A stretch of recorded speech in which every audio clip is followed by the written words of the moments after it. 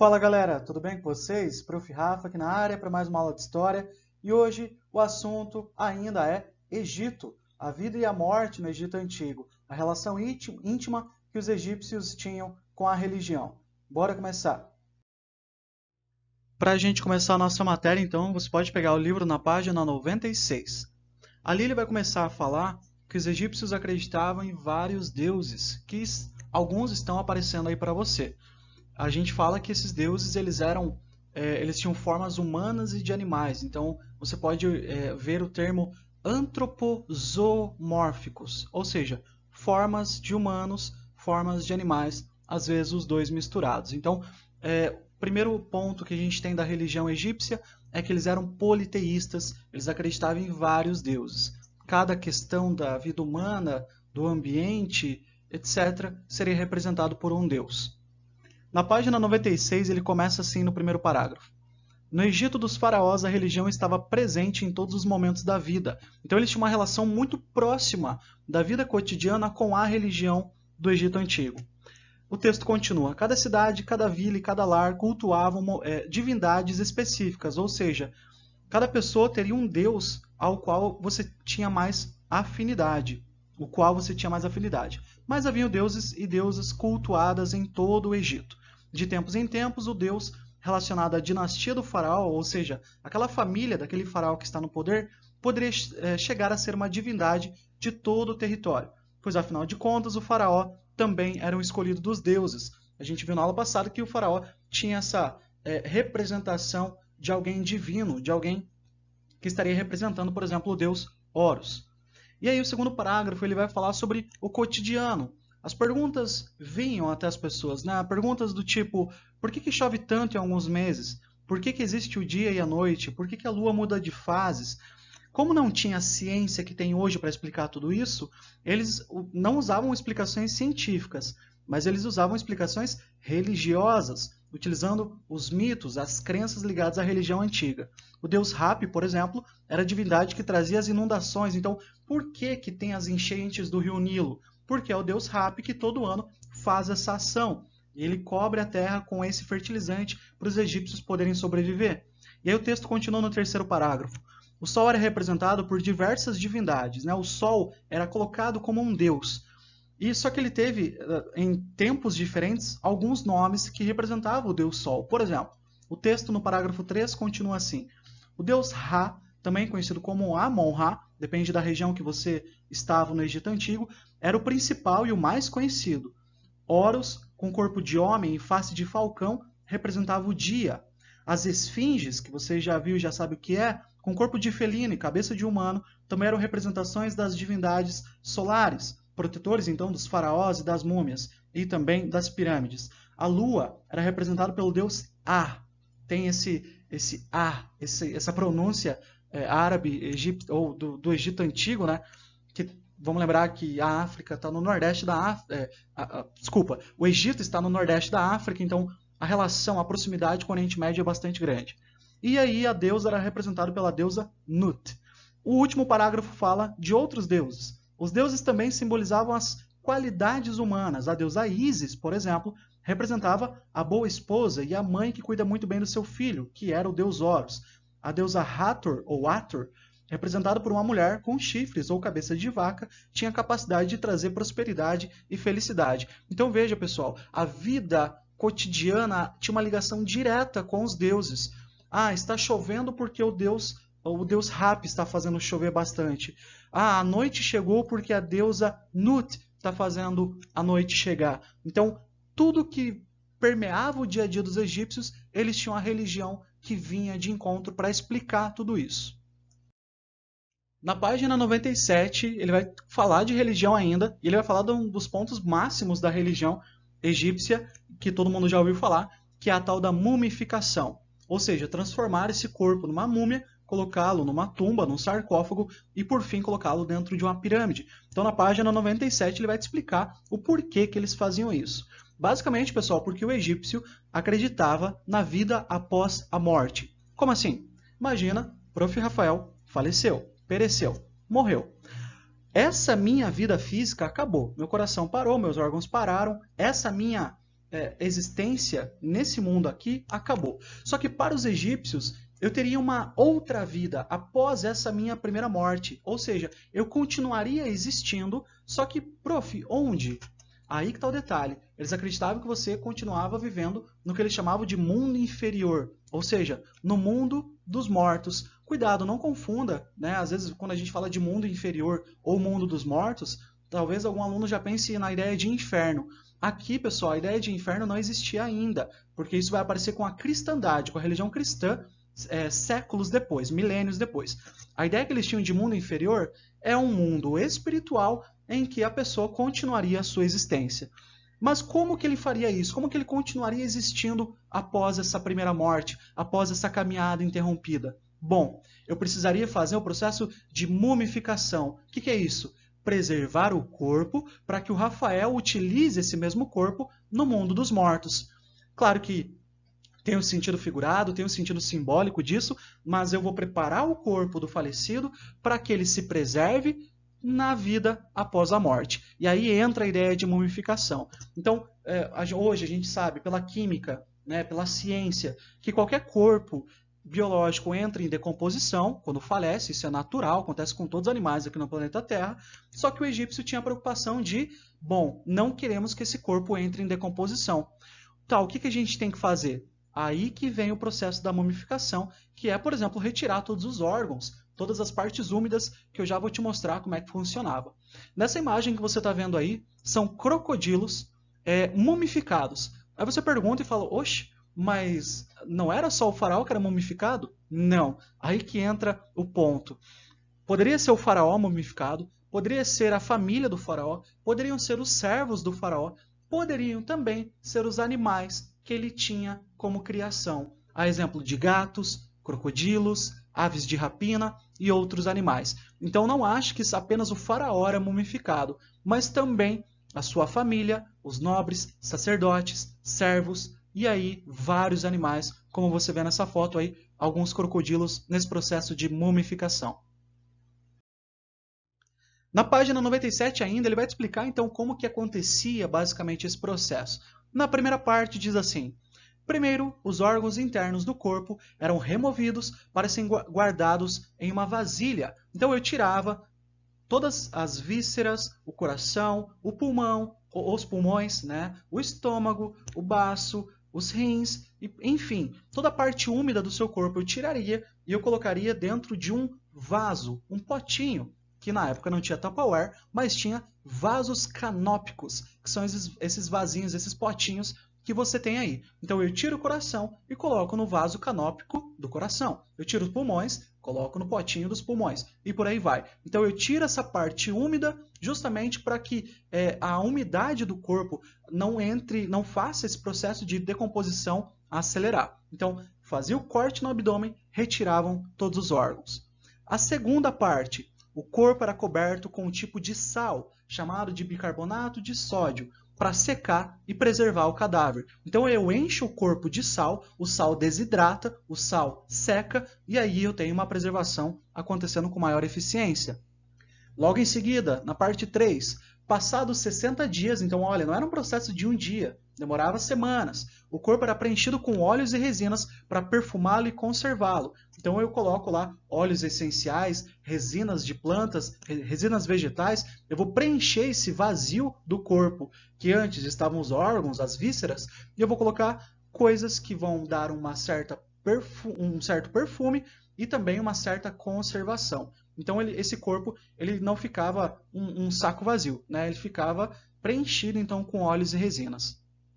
E por fim, depois de você secar o corpo, depois de você retirar todas as partes úmidas, inclusive o cérebro, eles tiravam o cérebro pela narina, tá bom? E aí, depois que você tira tudo, enche o corpo de resinas, colocam alguns amuletos, por exemplo, o escaravelho, que é um tipo de um besouro, colocava lá o amuleto, uma pedra, né, em formato de escaravelho, por exemplo, no lugar do coração, para que, se o coração no vaso canópico sumisse, você tinha lá o escaravelho que substituiria o teu coração. Depois de feito tudo isso, retirado os órgãos, secado o corpo, colocado sal, resina, etc., agora era a parte que você mais conhece, que é envolver esse corpo com linho, faixas de linho, e aí eu coloco finalmente esse corpo dentro de um sarcófago, e aí eu vou enterrar ele lá dentro da pirâmide.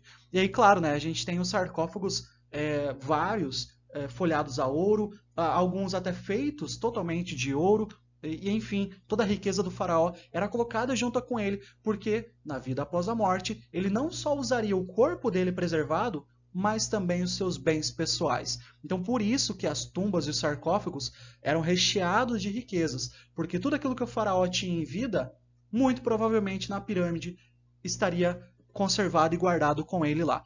E várias pirâmides foram, séculos depois, saqueadas, roubadas e por aí vai. Na página 98, ele vai falar sobre o mundo, o livro dos mortos. O que era isso? Antes que eu fale, talvez você surja com a seguinte pergunta. Prof, mas todo mundo tinha direito da vida após a morte? Todo mundo tinha direito de ir para o mundo inferior? Não necessariamente. É o que essa imagem te mostra e eu vou te explicar agora. Essa primeira pessoa que eu acabei de fazer um X, a primeira pessoa da esquerda, ela faleceu. E aí ela foi para o que eles chamavam de Tribunal de Osíris. Osíris, essa figura aqui que está na extrema direita, seria o deus do mundo dos mortos. Você ia para o Tribunal de Osíris, e o que acontecia nesse tribunal? O seu julgamento. Como assim? Eu vou circular agora, olha só. O seu coração era colocado num vaso canópico, né, naquele processo de mumificação que você já viu, era colocado numa balança, e do outro lado da balança era colocado uma pluma. O que isso quer dizer? A deusa da verdade, chamada Maat, faria o seu julgamento. De que forma? Olharia o seu coração. Como assim? As suas atitudes em vida. Se você foi uma pessoa da verdade, se você foi uma pessoa justa, se você fosse uma pessoa boa, o seu coração estaria mais leve que uma pluma. E aí, portanto, você estaria apto a ir para o mundo dos mortos. Caso contrário, caso você tivesse sido uma pessoa da inverdade, da mentira, se você fosse uma pessoa, falei inverdade, mas nem sei se existe, tá? Mas se você fosse uma pessoa da mentira, se você fosse uma pessoa injusta, uma pessoa maldosa, o seu coração ficaria mais pesado que a pluma. Qual que é o problema do coração ficar mais pesado e aí você ser julgado por isso? Você não iria para o mundo dos mortos. Você entraria para o esquecimento. Você seria esquecido para sempre. Você não teria direito a permanecer nessa segunda vida, entre aspas, no mundo dos mortos. Então, veja, não era todo mundo que ia livremente para o mundo dos mortos. Você tinha que passar pelo Tribunal de Osíris, claro, né? Tudo isso é uma crença espiritual, e lá você seria julgado pelas suas atitudes, pelas suas formas de vivência. Já na página 99, a gente vai falar sobre os hieróglifos, que você já deve ter ouvido falar, a escrita do egípcio antigo, também chamada de a escrita sagrada. Bom, na página 99 ele vai te falar que os egípcios criaram 3 formas de escrever. Diferente lá dos mesopotâmicos, que inventaram só a escrita cuneiforme, o egípcio, conforme o tempo foi passando, ele foi inventando formas de registro diferentes. A primeira delas, e a mais sagrada, eram os hieróglifos, mais de 2.000 hieróglifos. O texto fala assim, surgiu lá por 3.300 a.C. No início ela era pictográfica, ou seja, representava objetos por meio de desenhos. Então, se eu fosse registrar a ideia de vaca, eu teria que ter um símbolo para representar a vaca. Se eu tivesse que registrar algo relacionado a pão, eu teria que ter um símbolo para fazer o pão. Diferente de nós, por exemplo, que você tem letras que formam palavras. Na primeira vez, no Egito Antigo, cada ideia, cada som, cada objeto no mundo tinha um desenho específico. Com o tempo, essa escrita passou a ser também ideográfica, ou seja, não representava apenas palavras, mas poderiam representar também ideias e também, quem sabe, até sons, e aí você juntando os sons, você tinha a formação de outras formas aí de expressão. Tempos depois, eles criaram um hieróglifo um pouquinho mais simples, porque nem todo mundo sabia, era uma escrita sagrada, era uma escrita muito importante. Aí eles inventaram uma escrita um pouquinho mais simples, que é a hierática. É uma escrita hieroglífica mais simples, usada para coisas do dia a dia. Então eu usava, por exemplo, para registrar quantos quilos de trigo foram feitos na colheita lá na base do Rio Nilo. Então eu não usaria hieróglifo para falar sobre coisas cotidianas, sobre impostos. Eu usaria a escrita hierática.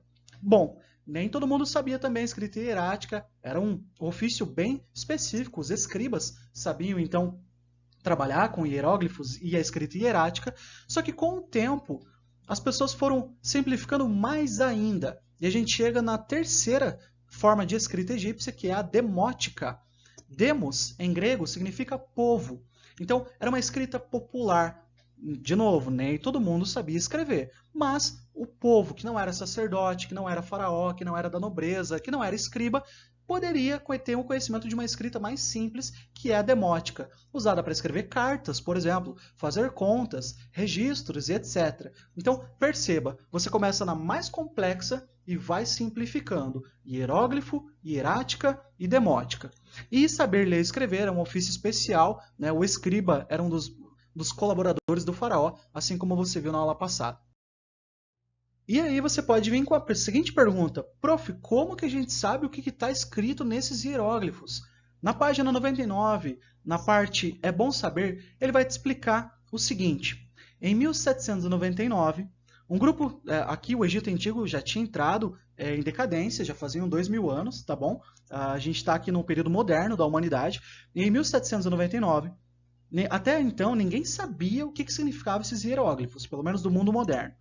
Um grupo de soldados franceses, que estavam a mando do Napoleão Bonaparte, que você vai estudar no 8º ano, eles descobriram numa cidade que eles estavam lá no Egito, uma cidade chamada de Roseta, uma pedra gigantesca, e nessa pedra eles começaram a perceber que tinham 3 tipos de escrita lá. Na primeira parte, tinha coisas escritas em hieróglifo, que você já viu o que foi isso. Logo abaixo, tinha uma parte escrita em demótico. Não tinha hierático, tinha o demótico, aquela escrita mais simplificada ainda. E, por fim, tinha a parte escrita em grego, um idioma muito bem conhecido. E aí, os caras perceberam o seguinte, que a parte grega e a parte demótica representavam o mesmo texto. E eles concluíram o seguinte: essa pedra tem 3 textos que significam a mesmíssima coisa, só que está em idiomas diferentes, em escritas diferentes. A primeira é hieróglifo, que a gente não sabe. A segunda é demótico, que a gente tem alguns estudos, a gente sabe mais ou menos. E a terceira é grego, que muita gente sabe. Então, eles perceberam isso. E aí, um cara chamado Jean-François Champollion, depois de 1799, ele entrou em contato com essa pedra, ele começou a estudar essa pedra, ele começou a fazer a tradução dessa pedra. Levou apenas 23 anos para ele conseguir traduzir a pedra inteira. E desde então, tem egiptólogos que sabem o que significam os hieróglifos, graças ao trabalho de 23 anos de tradução de uma única pedra de Jean-François Champollion. Então, a gente só sabe o que significam os hieróglifos, e se você quiser pesquisar, você encontra alfabetos traduzidos ao hieróglifo na internet. A gente só sabe disso graças ao trabalho aí da equipe de Champollion, esse trabalho, esse processo de tradução da pedra de Roseta. Resumindo rapidamente para a gente finalizar, hoje você viu comigo na página 96 que os egípcios acreditavam em vários deuses e que eles tinham uma relação muito íntima com a religião, coisa que o cotidiano era ligado à religião do Egito Antigo, à vontade dos deuses. Você viu na página 97 por que eles faziam a mumificação e como que ela acontecia. Na página 98, sobre o mundo dos mortos, né? O teu coração seria pesado simbolicamente, as atitudes em vida seriam julgadas no tribunal de Osíris para saber se você ia para o mundo dos mortos ou não. E para finalizar, na página 99, você viu as 3 formas de escrita dos egípcios: hieróglifo, hierática e demótica, e por fim, a importância da pedra de Roseta e de François Champollion, o cara que traduziu com a sua equipe os hieróglifos, e aí a gente tem vários estudos sobre isso até hoje. É isso por hoje. Eu espero que você tenha gostado e entendido. Muito obrigado pela atenção e diga tchau.